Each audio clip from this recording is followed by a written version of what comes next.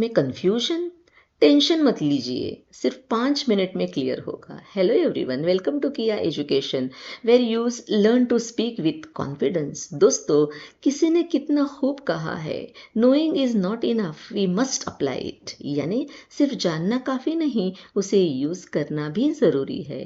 और यह अच्छी तरह से आपको पता है दोस्तों। अब डायरेक्शन या मूवमेंट जब सीखते हैं तो टू की ओर, इनटू के अंदर, ऑनटू के ऊपर, फ्रॉम से या साथ, विथ के साथ, विदाउट यानी बिना किसी के साथ। यह सारे छोटे वर्ड्स हैं, लेकिन कब कैसे यूज करते हैं यह भी देख लेते हैं।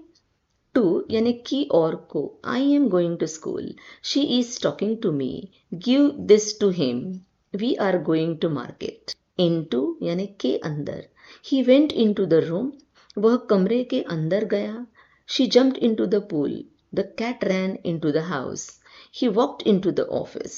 Now onto यानी के ऊपर, the cat jumped onto the table, he climbed onto the roof, the boy got onto the bike, she stepped onto the stage. From यानी से, I am coming from school, she got this from her friend, he came from office, this letter is from my brother.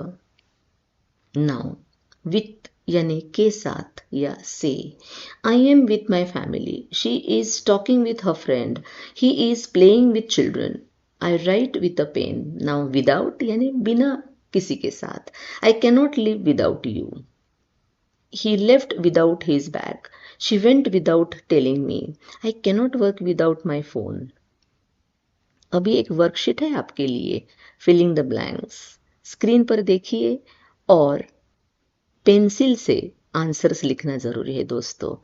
Her sentence अपने notebook में pen से लिखिए, लेकिन answers pencil से। क्योंकि video pause करिए, सब आंसर्स लिखिए और आंसर्स देखने के लिए फिर वीडियो शुरू कीजिए, आपको आगे आंसर्स मिल जाएंगे।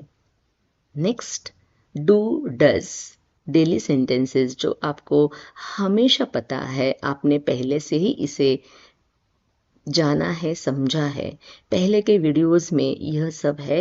आप एक बार इन वीडियोस को ज़रूर लिखें।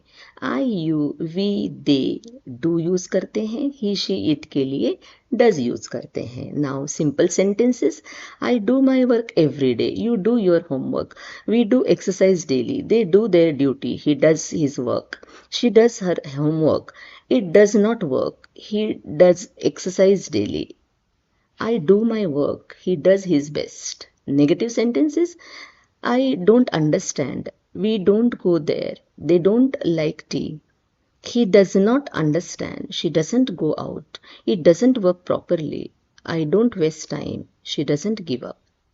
अभी क्वेश्चन सेंटेंसेस भी देख लेते हैं। Do you speak English? Do they play cricket? Do you like coffee? Does he work here? Does she study daily? Does it work? Do you understand? इसके भी आंसर्स आप तैयार कर सकते हैं। सारे क्वेश्चंस अपने नोटबुक में लिखिए, साथ साथ आंसर भी लिखिए। प्रैक्टिस नहीं करोगे दोस्तों तो कंफ्यूजन और भी बढ़ते जाएगा। गलती करने से मत डरो, प्रैक्टिस न करने से डरो। पिछले सारे वीडियोस शुरू से देखने की कोशिश करिए। रोज एक या दो पहले के वीडियोस देखना बहुत ज़रूरी है, क्योंकि इसी को तो प्रैक्टिस कहते हैं। नहीं तो सिर्फ आगे की पढ़ाई होगी और पिछला सब कुछ भूल जाओगे।